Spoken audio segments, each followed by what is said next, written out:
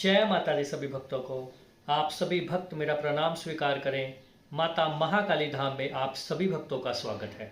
आप सबके ऊपर माता महाकाली अपना वरदमय हस्त हमेशा बनाए रखे। आप सबका मंगल भविष्य हो, इसी कामना के साथ जय माता दी।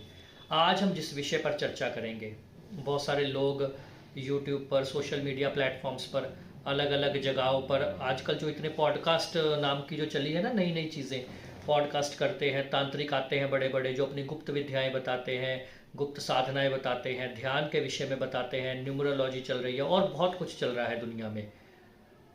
ये सब चीज़ें आप एक मूल समझिएगा इन सब शॉर्टकट्स का। ये सब शॉर्टकट है। और कलयुग में जो है नाम आधार होता है। कलयुग में सबसे बड़ा क्या है? नाम। कलयुग में है नाम आधार, सिमर सिमर के भवसागर पार। ऐसे कि नाम जप जप के आप इस संसार रूपी कलयुगी रूपी महामाया जो भव सागर है, इससे पार पा सकते हो। पर चूंकि आज शॉर्टकट का ज़माना है, तो कोई अपने फ़ोन के नंबर चेंज कर रहा है, कोई यहाँ हाथ में कुछ लिख रहा है, कोई हाथ की रेखाओं से अपनी किस्मत बदलना चाहता है। क्योंकि हर किसी को छोटे समय में ज़्यादा पैसा चाहिए, ज़्यादा तरक्की चाहिए। सबसे पहली बात ये, ज़रूरतें ज़्यादा हो गई, सीधी सी बात है। तो इसलिए हर कोई पैसे के लिए काम कर रहा है, पैसे के लिए इधर उधर भाग रहा है। कोई लोग जो देव कृपा प्राप्त करना चाहते हैं, जो सिद्धियों के पीछे भागते हैं, जो सच में स्पिरिचुअल है, उनके कुछ ऐसे बाबा लोग बैठे हैं, कुछ ऐसे तांत्रिक लोग बैठे हैं जिन्होंने बेड़ा गर्क कर दिया अध्यात्म का, जो तंत्रोक्त मार्ग ग्रस्तों के लिए लेकर आए हैं। ये कुछ नया ही पेशकश है कि ग्रस्त लोग तंत्रोक्त विधि से देव पूजन कर सकते हैं। ये बिल्कुल ही बेवकूफ़ी वाली बात है, बिल्कुल ही गलत बात है। तांत्रिक पूजा, जो तंत्र की विधियां हैं, वो ग्रस्त लोग कभी नहीं कर सकते। ग्रस्त लोग के लिए सात्विक पूजा बनी है, सत्व है। आप सात्विक पूजा कीजिए, देवी देवताओं को फूल मिष्ठान अर्पित कीजिए, धूप दीप अगरबत्ती अर्पित कीजिए। इस प्रकार आपको कृपा प्राप्त होगी। पर अगर आपका लक्ष्य ही सिद्धियां है, क्योंकि बार बार ये जो पॉडकास्ट है, ये जो बड़े बड़े आकर बोल रहे हैं, बार बार शमशान की साधनाएं आज यूट्यूब पे कॉमन हो गई है। लोग बोल रहे हैं आप शमशान में जाओ, ऐसा कर लो, वैसा कर लो। उसके दुष्प्रभाव बिना गुरु के अगर कोई कर लेगा। छोटे बच्चे ये वीडियोस देख रहे हैं, स्पेशली ये मेरी वीडियो छोटे बच्चों के लिए है। हर जो भी माता पिता ये देख रहा है, उनको अपने बच्चों को ये वीडियो ज़रूर दिखानी चाहिए कि ऐसे चक्रों से बच के रहो। इस दुनिया में दो तरह की एनर्जीज काम करती हैं, एक पॉजिटिव एनर्जी, एक नेगेटिव एनर्जी, प्लस और माइनस, इलेक्ट्रॉन और प्रोटॉन। ये मैंने हर बार कई लोगों को बता चुका हूँ पहले भी। तो आप बात समझिए, पॉजिटिव और नेगेटिव एनर्जी का एक बैलेंस बना हुआ है पृथ्वी में। जब कभी बैलेंस बिगड़ेगा, पॉजिटिव बढ़ेगा, नेगेटिव बढ़ेगा, ऐसा कुछ भी होगा, तो कुछ ना कुछ ऐसा घटित होगा जो कि सही नहीं होगा।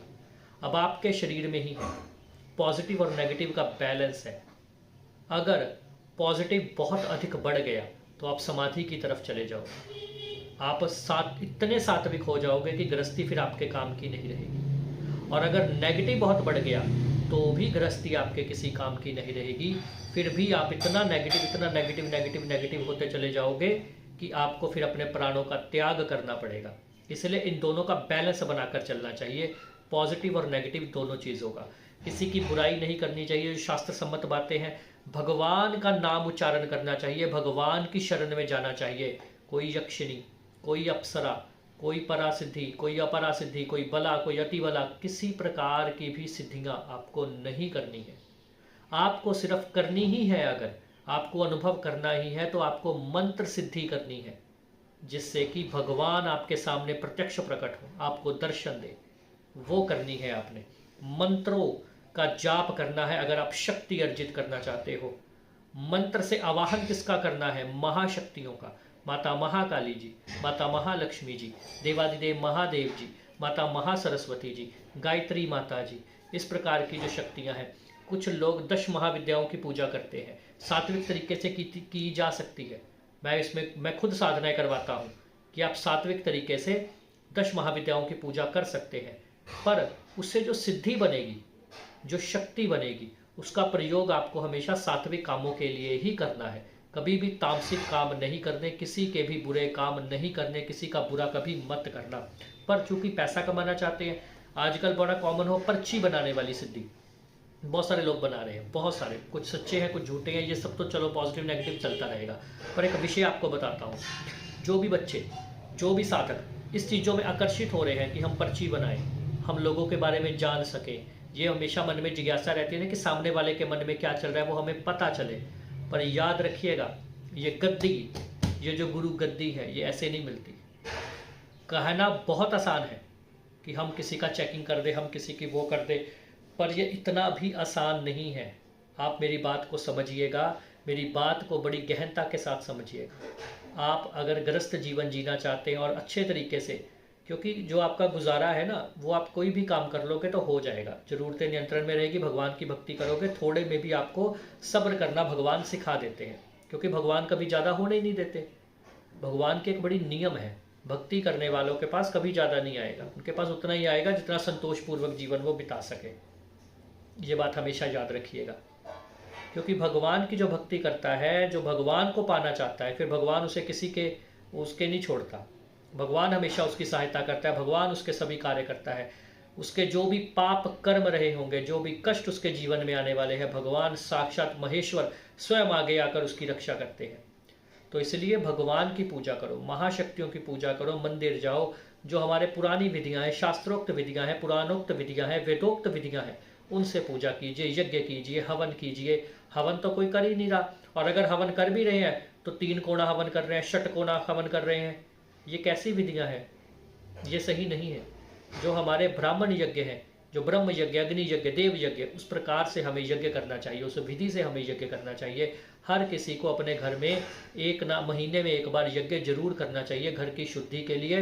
और अग्नि जलाने से वैसे भी घर का एटमॉस्फेयर साफ होता है। तो इन सब बातों को आप समझिए, बड़ी गहन बातें मैंने आज आपको बतानी थी। ध्यान के विषय में, अध्यात्म की सूक्ष्म बातें ये नहीं बताएगा, कोई भी नहीं बताएगा। हर कोई अपने फॉलोअर्स बढ़ाने में लगा हुआ है, क्योंकि पता है उल्टी सीधी बात करोगे लोगों को सुनने में आनंद आता है। आप कहोगे शमशान में जाके ये कर लो, कोई बलि देने के समर्थन में है। बड़े सारे लोग बोलते हैं बलि देनी चाहिए। हाँ, हम मानते हैं, तंत्रोक्त विधियों में बलि का विधान है, शास्त्रों में भी लिखा है बलि दी जाती थी। पर हमें कुछ ना कुछ तो बदलाव चाहिए ना। आप उस देवी का नाम बताओ या देवता का नाम बताओ। शास्त्रों में बलि की प्रथा जरूर है, पर ऐसा कभी नहीं लिखा कि देवी ने बलि मांगी। ये किसी शास्त्र में वर्णित नहीं है कि देवी ने बलि मांगी। पताल भैरवी, जब अहिरावण राम जी और लक्ष्मण जी को नीचे पताल में लेकर गया, उसने बलि के रूप में समर्पित किया था। पताल भैरवी ने नहीं मांगी थी कि मुझे राम और लक्ष्मण की बलि चाहिए। ये भक्त के भाव होते हैं। देवता ने तो सब स्वीकार कर लेना, देवता का काम है देना। आप जो उसको देंगे वो स्वीकार कर लेगा। अब ये आपके ऊपर है कि आप कौन सा भोग देते हो। और थोड़ा सा यहाँ पे नियत, थोड़ा सूक्ष्मता के साथ इस बातों को समझिएगा। जो लोग भी घर में पितरों की पूजा करते हैं, पितरों को स्थान देते हैं, वो थोड़ा सा संभल कर चलिएगा, क्योंकि आगे चलकर ये पितर आपके लिए परेशानी का कारण बन सकते हैं। इसलिए हर किसी की मुक्ति करवाना ही सही है, स्थान देने की बजाय।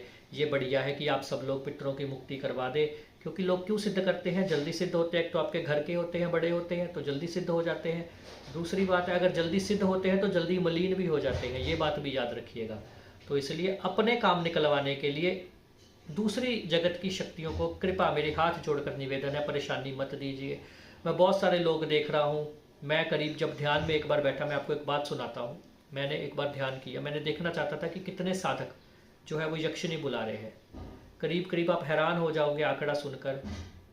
जो शक्ति ने मुझे बताया, 1 लाख से ज़्यादा साधक हैं जो एक किसी से जुड़े हुए हैं और यक्षिणी साधना कर रहे हैं तंत्रोक्त विधि से।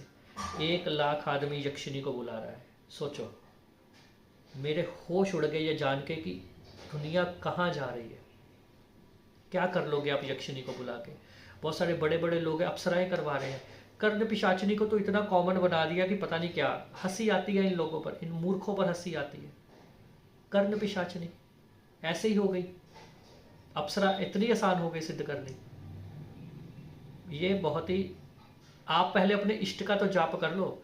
देखिए, अगर आप अपने इष्ट को सिद्ध कर लोगे, एक इष्ट जो आप माता महाकाली को मानते हो, जैसे मेरे इष्ट माता महाकाली बजरंगबली जी है, महादेव भगवान है।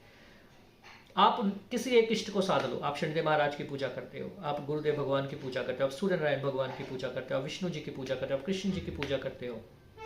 आप किसी को भी एक को साधो, एक को साध लो। ये जितनी भी यक्षिणियाँ हैं, जितनी अप्सरा हैं, जितनी निम्न कोटि की सिद्धियाँ हैं, ये ज़रूरत ही नहीं पड़ेगी आपको। आपको इनकी सहायता की ज़रूरत ही नहीं पड़ेगी, ये आपसे सहायता लेने आएंगी। जो यहाँ पृथ्वी में फंसी होंगी ना, ये आपसे सहायता लेने आएंगी। मेरे पास आया था एक यक्षिणी का केस, मुझे लग गया उसको ठीक करने में काफ़ी समय, बहुत समय लगा, बहुत जप लगा मेरा उसको ठीक करने में, पर माता रानी की कृपा से उस यक्षिणी की हमने मुक्ति करवा दी। ये एक अलग विषय है, इसके बारे में फिर कभी चर्चा करेंगे। क्षेत्र की शक्तियां लोग सिद्ध करते हैं बहुत जल्दी, 41 दिन। कोई गुरु पता नहीं कैसे है, मुझे तो ये नहीं समझ आता। कोई भी मंत्र दे देते हैं, मिट्टी की ऐसे डली बना कर दे देते हैं, चलो जी कर लो काम। ऐसे नहीं होता। गद्दी का एक विधान होता है। गद्दी गुरु मंत्र से चलती है, गद्दी गुरु की शक्ति से चलती है। गद्दी कभी भी, अगर मैं बोलूँ कि महाकाली धाम मेरी वजह से चल रहा है, तो ये बिल्कुल गलत होगा। महाकाली धाम में जितने भी काम हो रहे हैं वो गुरुदेव की कृपा से हो रहे हैं, वो माता महाकाली की कृपा से हो रहे हैं, जिसके नाम से चल रहा है। जितने लोगों के यहाँ काम बन रहे हैं, जो लोग भी जुड़े हुए हैं, जो लोग दृष्टियाँ खोल रहे हैं, जो लोग सिद्धियाँ खोल रहे हैं, जो लोग काम कर रहे हैं आगे, और जितने भी काम लोगों के बन रहे हैं, वो सब माता महाकाली की कृपा से बन रहे हैं। ये गद्दी है, आज यहाँ पे मैं बैठा हूँ, कल कोई और बैठा होगा, इसमें कोई विषय नहीं है, ये किसी के वो नहीं है। हमारा काम है सिर्फ सेवा करना, हम नौकर लोग हैं जो, पर यह अध्यात्म की सूक्ष्म बातें थे जो आपको बतानी बहुत ज़रूरी थी। आप सब लोग बचिए, मेरा आपसे बार बार निवेदन है, एनर्जीज़ के खेल को समझिए। प्रेतों से बचना चाहते हो तो ऐसी निम्न कोटि की साधनाएं मत कीजिए, नहीं तो इतनी चुड़ैलें, इतने प्रेत आपके साथ लग जाएंगे कि आप समझ भी नहीं पाओगे कि क्या हो गया। इन सब चीज़ों से बचिए। यूट्यूब पर देखकर अलग अलग तरीके से सिद्धियाँ साधनाएं करने की कोई ज़रूरत नहीं है। सात्विक साधनाएं कीजिए, आपको हर जानकारी आपके पुराणों में मिल जाएगी, आपके ग्रंथों में मिल जाएगी, उसको पढ़ना शुरू कीजिए, आपको हर एक चीज़ मिलेगी। प्रेत कैसे काटते हैं, प्रेत का मर्दन कैसे किया जाता है, ये सब आपको पुराणों में सिखाया जाएगा। हम जो विधि सिखाते हैं वो भी पुराणोक्त विधि है, हम शास्त्रोक्त विधि सिखाते हैं, शास्त्रों से सिखाते हैं कि प्रेत को कैसे काटें। तो माता महाकाली आप सबका कल्याण करे, आप सब पर अपनी कृपा बनाए रखे, आप सबके मंगल भविष्य की कामना के साथ। जय माता दी, जय माता दी, जय माता दी।